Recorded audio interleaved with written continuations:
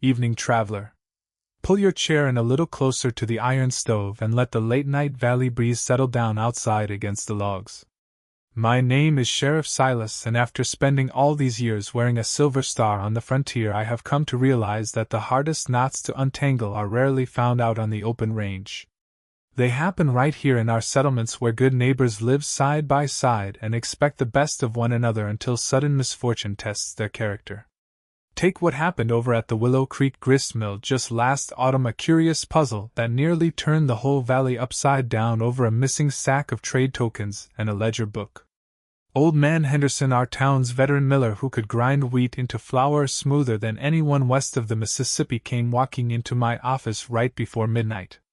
He looked troubled, setting a heavy iron mill door key on my desk and staring down at the floorboards. He told me, "Silas, someone didn't just break into the grain office.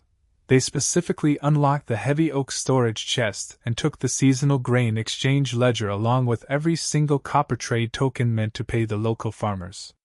Now, when a trusted community asset vanishes from a locked room where only a couple of men have keys, people are mighty quick to let their imaginations run wild. The townspeople were already whispering accusations against young Julian, the quiet apprentice miller who had only arrived from the Northern Territory a few months prior. They said an ambitious young fellow with a secretive background was bound to test our patience sooner or later. But in my line of work, you never hang a man's reputation on tavern talk and village gossip. I told Henderson I would walk down to the gristmill myself and take a close look at the milling office, because truth is a quiet thing that leaves behind its own footprint if you know how to look for it. When I stepped into the gristmill, the air smelled of dry wheat chaff, rich earth, and warm cedar wood. The heavy accounting desk sat beneath a smudged window holding a brass scale, a stack of flour sacks, and the locked oak chest.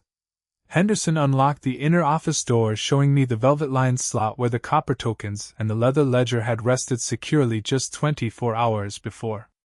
The heavy brass padlock on the chest hadn't been smashed open with a heavy sledgehammer or a crowbar.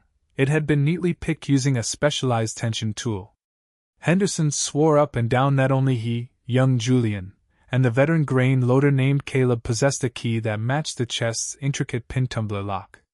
Naturally, the townsfolk pointed fingers at Julian because the boy had been seen walking near the riverbank late last night carrying a heavy canvas sack. But when I tracked young Julian down at his sleeping loft above the harness shop, he wasn't packing saddlebags to run away from the law. He was sitting quietly at a small wooden table carving wooden duck decoys by the light of a single tallow candle. When I asked him about the canvas sack, he smiled calmly, opened it, and pulled out several blocks of soft white pine wood and a set of whittling knives. He hadn't been carrying stolen money tokens at all.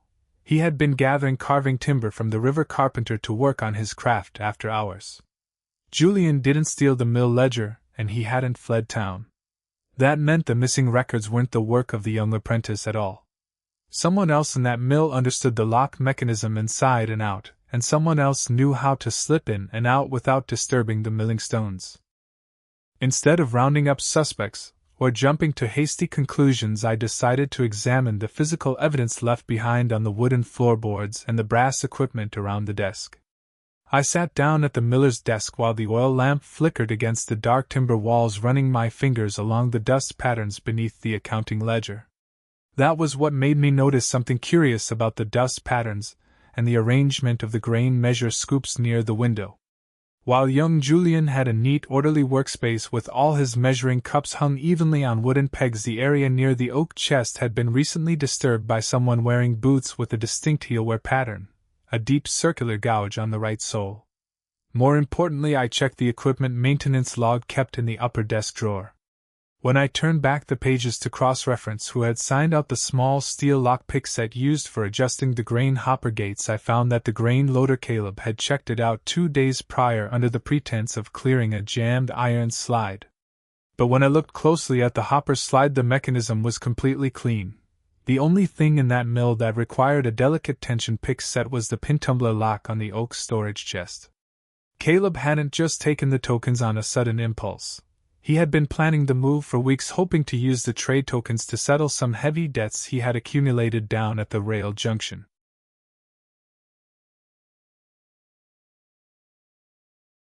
posted Caleb out on the loading dock the following morning with the maintenance logbook and the specific bootprint evidence in hand. The man didn't even try to reach for his holster. He simply let out a weary sigh, dropped his head, and admitted that financial trouble had driven him to a very foolish mistake. We recovered the trade tokens and the leather ledger tucked safely inside an old grain hopper behind the water wheel, and they were restored to the office before the morning milling shift began.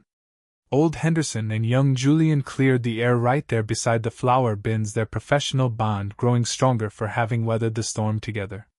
You see, partner, people often think that solving mysteries requires a fast gun and a loud voice, but more often than not it is just about checking the floorboards, matching your records, and refusing to let hasty rumors cloud your judgment. The fire in the stove is burning low, and the stars are shining bright and clear over the frontier.